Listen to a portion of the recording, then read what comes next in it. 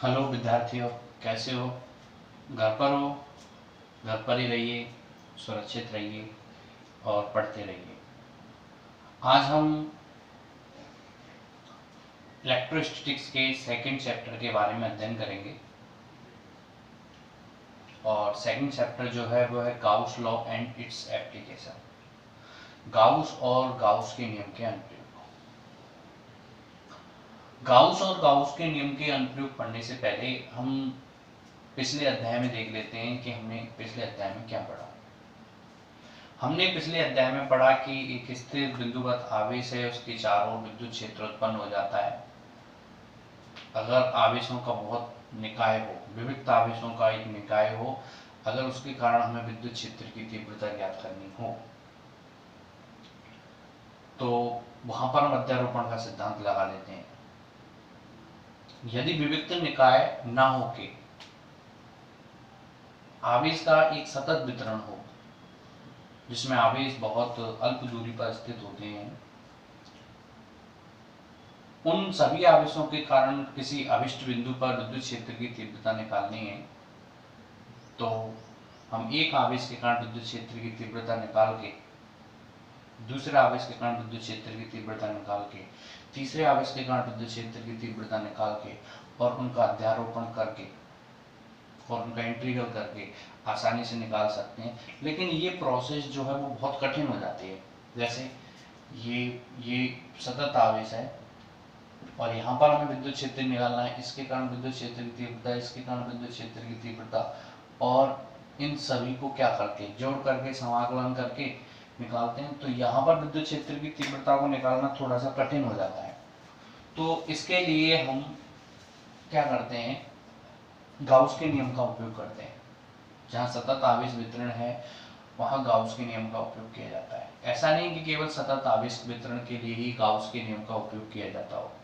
आवेश विविक्त भी हैं तो भी एक बिंदु आवेश के कारण r दूरी पर विद्युत क्षेत्र की तीव्रता गाउस के नियम से हम परिवर्तित कर सकते हैं। तो ये चीज पढ़ने के लिए सबसे पहले हम इसमें एक टॉपिक्स पढ़ते हैं, इलेक्ट्रिक फलक।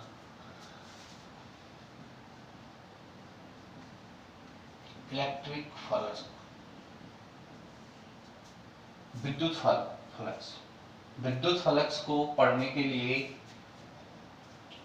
हमने एक समान विद्युत क्षेत्र लिया और समान विद्युत क्षेत्र की मैंने आपको डेफिनेशन फर्स्ट चैप्टर में बता दी है, ई वेक्टर। और इसमें एक मैंने समतल सतह रखी, समतल सतह जिसका क्षेत्रफल एस वेक्टर है,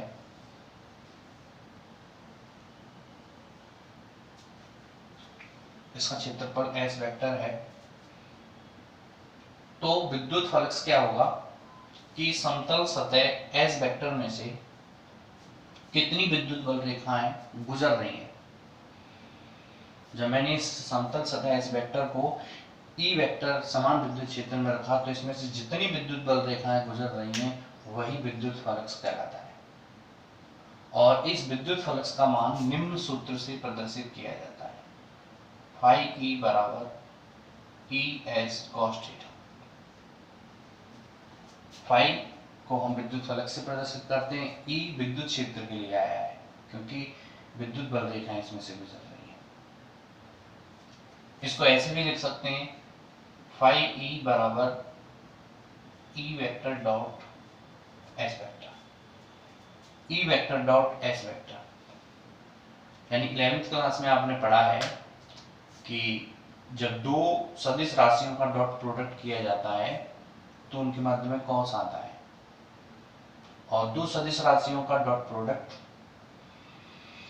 उन सदिशों के परिमाण और उन सदिशों के मध्य बने कोण की कौजिया के गुणनफल के बराबर होता है।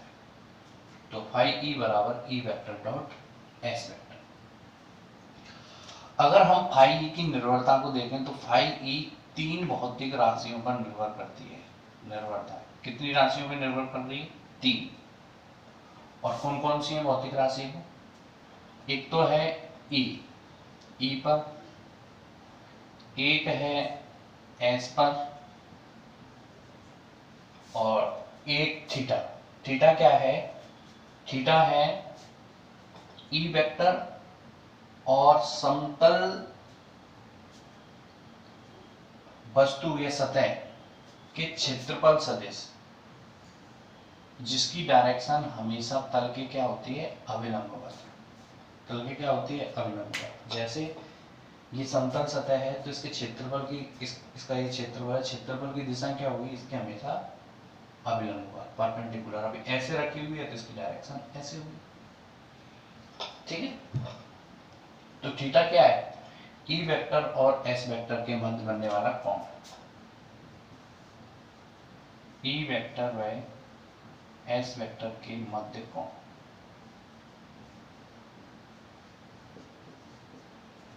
इन तीन राशियों पर ये निर्भर करती है। अब E यहाँ पे समरूप है, समान विद्युत क्षेत्र है, तो E नियत है, क्षेत्रफल S भी नियत है। तो भाई किस पे डिपेंड करेगा? सीधा इसके कोण पे डिपेंड करेगा। तो अगर हम कोण को चेंज कर दें, कोण कैसे चेंज होगा? इस समतल सतह की स्थिति को बदल के। अभी हमने इसको रखा ऐसे, अब इसको ऐसे रख दें तो कोण चेंज हो जाएगा। ठीक है, E और S के मध्य कोण पर निर्भर करता है। कोण को चेंज करने पर इलेक्ट्रिक फ्लक्स चेंज हो जाएगा। और कोण कब चेंज होगा? जब हम समतल सतह की स्थिति को चेंज कर देंगे। ठीक है, तो अगर हमने इसको ऐसे रखा, इसको ऐसे रखा, तो देखिए केस फर्स्ट कुछ स्थितियां पढ़ लेते हैं। अगर हमने इसको ऐसे रखा,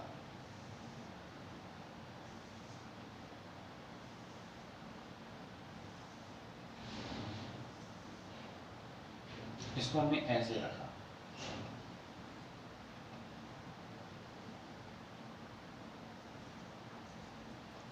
तो ई वेक्टर तो ऐसे हो गए,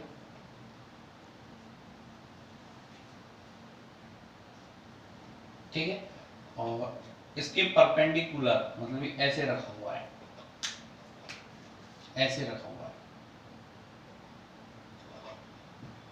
इसके परपेंडिकुलर इसकी डायरेक्शन ऐसे होगी।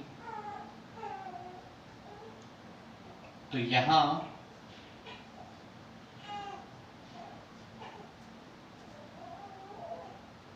थीटा बराबर कितना बन गया? 90 डिग्री बन गया। यहाँ पे थीटा बराबर क्या बन गया? 90 डिग्री। अगर हम इसको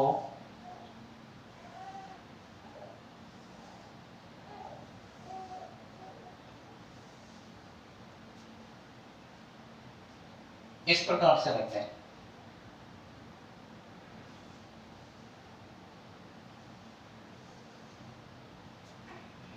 तो ई वेक्टर भी इस प्रकार से, यानी अब ऐसे रखा है इसको, और एस वेक्टर भी इसी प्रकार है। तो थीटा बराबर जो होगा वो क्या होगा? 0 डिग्री होगा। थीटा बराबर क्या होगा? 0 डिग्री होगा।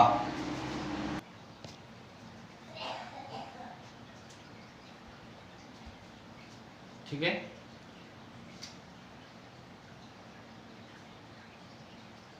तो दूसरी स्थिति हो गई, यहाँ थीटा बराबर 0 है। और तीसरी स्थिति, इसको थोड़ा सा पलट दें, नहीं अब ई वेक्टर ऐसे है, सॉरी ई वेक्टर अब ऐसे है, एस वेक्टर को उल्टा कर दें, तो एस वेक्टर की इसकी डायरेक्शन हो जाएगी इस दिशा में। तो थीटा यहाँ पे बनेगा आपको कितना? 180 डिग्री। अब यहाँ पे देखते हैं, थीटा बराबर 90 यहाँ पे रखें तो फाई ई कितना होगा?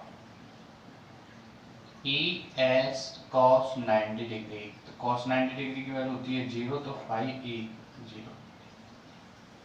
इस स्थिति में विद्युत फलक 0 होगा।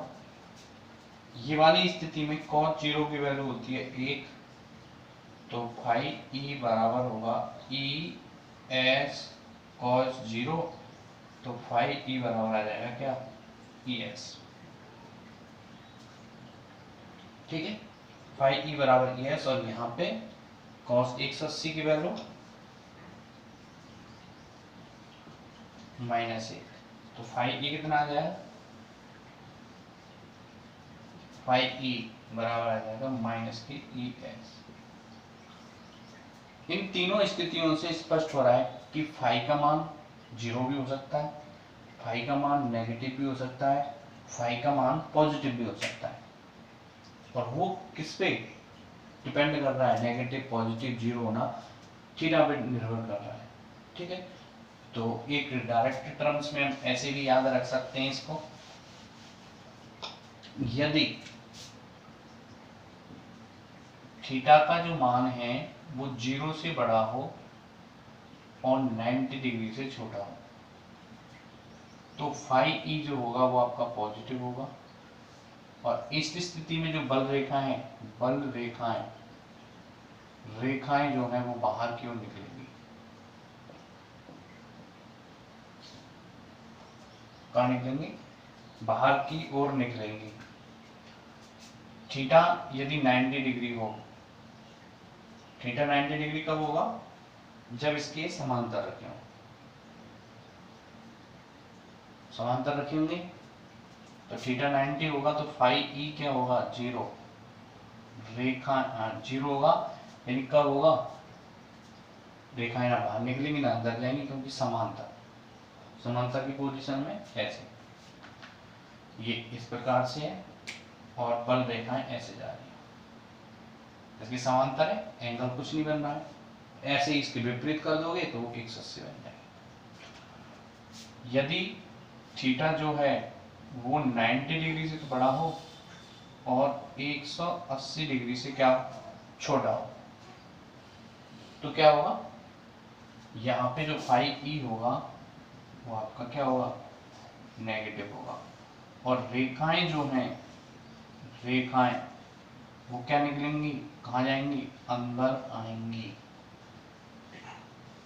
कहाँ आएंगी, अंदर की ओर आएंगी। ये आपको थोड़ा सा क्या रखना है, याद रखना है, रेखाएं कहाँ आएंगी, अंदर की ओर आएंगी। तो ये हो गया हमारा फ्लक्स और फ्लक्स से संबंधित कुछ इम्पोर्टेंट जानकारियां। अब हम फ्लक्स के बारे में थोड़ा सा और जान लेते हैं, इसकी यूनिट जान लेते हैं, इसका विमीय सूत्र जान लेते हैं, इसकी यूनिट जान लेते हैं, इसका विमीय सूत्र जान लेते हैं। तो ये आपको याद रखना पड़ेगा, विद्युत फ्लक्स जो है वो आपकी कैसी राशि है, अदिश, कैसी राशि है, अदिश राशि है। ठीक है, इसकी यूनिट देखिए, यूनिट, इसकी यूनिट को हम इसके सूत्र से पता लगाएंगे, तो ई एस बराबर होता है फाइव ई बराबर ई एस कॉस थीटा। विद्युत क्षेत्र की यूनिट आपने फर्स्ट चैप्टर में पढ़ी है, वो होती है न्यूटन बटे कूलम, और ये मीटर स्क्वायर, और ये कॉस थीटा जो है वो त्रिकोणमितीय अनुपात है, इसका कोई मात्रक नहीं होता। तो एक यूनिट आ गई न्यूटन मीटर स्क्वायर बटे कूलम, न्यूटन मीटर स्क्वायर बटे कूलम। एक यूनिट और होती है इसका, E बराबर होता है B अपॉन डी। B क्या है, विभव या विभवांतर, D क्या है, डिस्टेंस। तो विभव में विभवांतर का मात्रक होता है वोल्ट, और इसका मात्रक होता है मीटर। तो यहाँ पर ऐसे भी रख सकते हैं, फाइव ई के स्थान पर volt upon metre into metre square, एक मीटर से एक मीटर क्या हो गया, कैंसिल, तो फाइव ई बराबर आ गया वोल्ट इंटू मीटर। ये इसकी दूसरी यूनिट होती है। ठीक है, एक यूनिट तो ये है, एक यूनिट ये है, कहीं पे वोल्ट इंटू मीटर लिखा हो तो वो भी विद्युत फ्लक्स है। अब इसका विमीय सूत्र,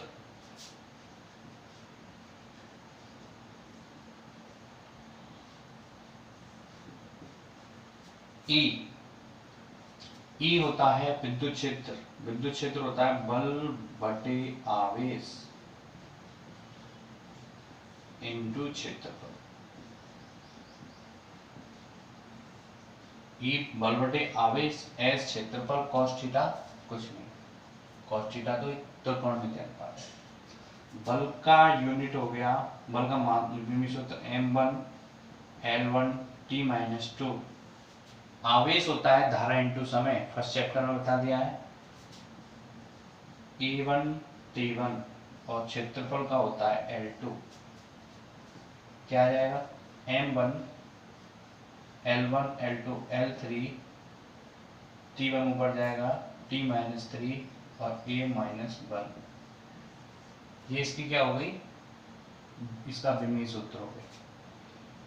ठीक है, बल बटे आवेश एस क्षेत्रफल हो गया, इस प्रकार से इसका यूनिट। इससे संबंधित क्वेश्चंस भी हैं, क्वेश्चंस देख लेते हैं।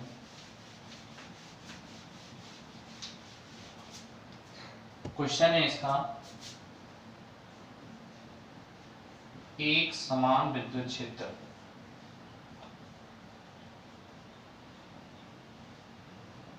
जी ई वेक्टर बराबर है 200 i cap plus 300 j cap volt upon metre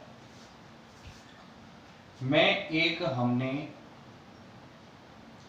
समतल सतह जिसका क्षेत्रफल दिया हुआ है एस वेक्टर 5 गुणा 10 की पावर माइनस 3, 5 गुणा 10 की पावर माइनस 3 मीटर स्क्वायर, इस क्षेत्रफल, इस विद्युत समान विद्युत क्षेत्र में एक समतल क्षेत्रफल या समतल सतह रखी गई है। वो पूछ रहा है इस सतह से पारित फ्लक्स क्या होगा। तो हम जानते हैं फाई बराबर क्या होता है, E vector dot S vector. Phi की वैल्यू है 200 i cap plus 300 j cap, S vector की वैल्यू है ये जे कैप है, डॉट 5 गुणा 10 की पावर माइनस 3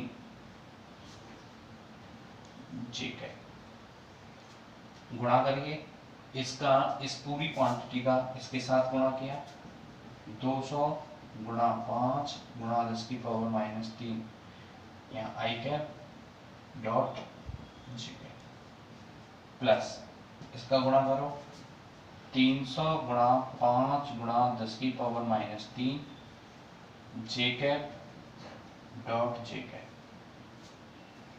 अब 11th क्लास में आपने पढ़ा है I cap dot J cap, I cap dot J cap ये होता है कितना 0,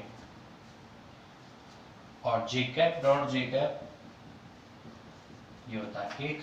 तो ये फंक्शन तो पूरा 0 हो जाएगा, ये होगा ये वाला 1, तो ये बचेगा क्या आ जाएगा 300 गुणा 10, 300 यानी 1500 हो जाएगा, 1500 10 की पावर माइनस 3, इस 2 जीरो से ये 10 की पावर माइनस 3 हो जाएगा 15 गुणा 10 की पावर माइनस 1, इस 10 की पावर 1 माइनस 1 को नीचे ले जाओ तो 15 बटे 10 यानी 1.5 वोल्ट इंटू मीटर, इतना फ्लक्स इससे निकलेगा, इतना फ्लक्स इससे निकलेगा। ठीक है, तो ये न्यूमेरिकल्स आपका हो गया। इससे संबंधित आप न्यूमेरिकल्स और भी कर सकते हो।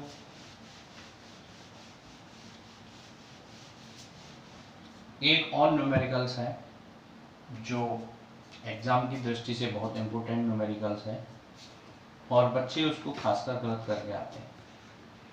तो वो न्यूमेरिकल्स क्या है वो हम आपको अभी बता देते हैं। एक वृत्ताकार सीट है जिसकी त्रिज्या है 5 सेमी और त्रिज्या दी हुई है वृत्ताकार, एक समान विद्युत क्षेत्र में रखी गई है।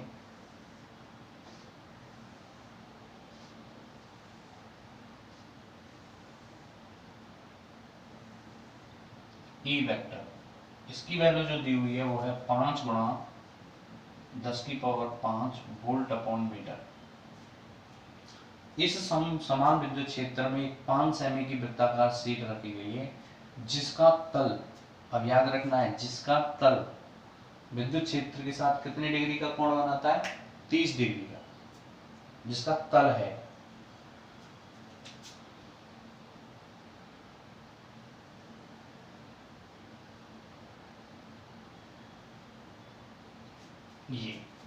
ये वृत्ताकार शीट है। इसका जो तल है वो किसके साथ कोण बना रहा है? विद्युत क्षेत्र के साथ कितनी डिग्री का कोण बना रहा है? 30 डिग्री का। अगर ये है, देखें तो हम ऐसे, ये वृत्ताकार शीट मान ली हमने, ये तल किसका, ये वाला कितनी डिग्री का कोण बना रहा है? 30 डिग्री का कोण बना रहा है।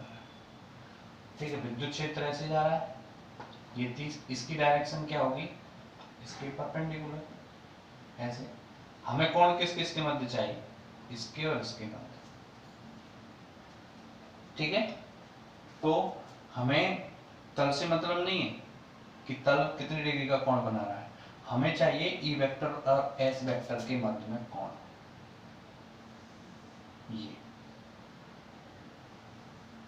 ये वाला कोण चाहिए,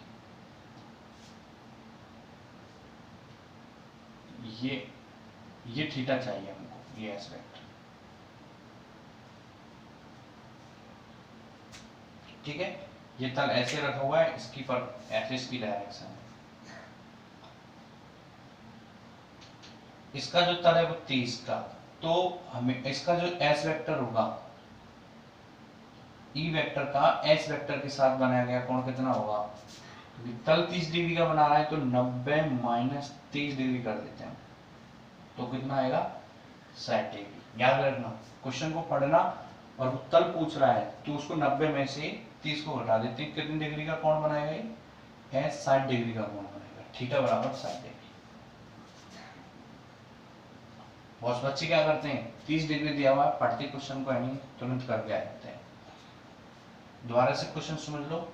एक 5 सेमी त्रिज्या का एक वृत्ताकार शीट है, उसको 5 गुणा 10 की पावर 5 वोल्ट अपॉन मीटर के एक समान विद्युत क्षेत्र में रखा गया है।